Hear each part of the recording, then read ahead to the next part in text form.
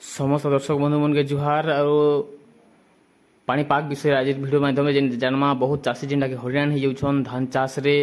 धान है आयला टाइम रे बा धान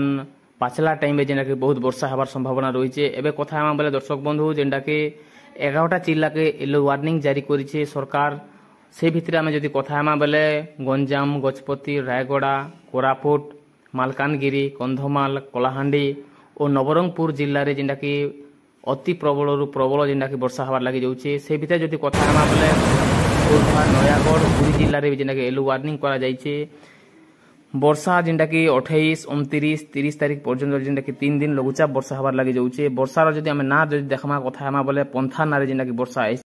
दर्शक बंधु आज खबर जदि आम देखा बोले भीषण हेउछे मंथा संध्या परे मंथा माड़ आपण जानी पारुथिबे काकीनाड़ा पाखरे स्थलभाग छुईब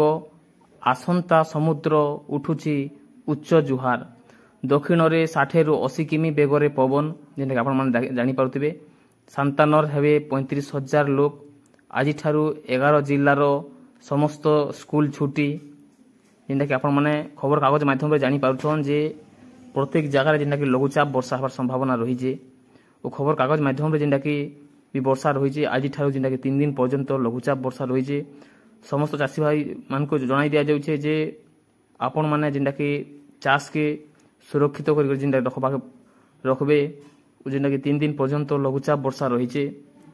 जदि आम वीडियो आपण माने जेनटा कि भल लागुछे जरूर कमेंट करबा के नहीं भूलबे।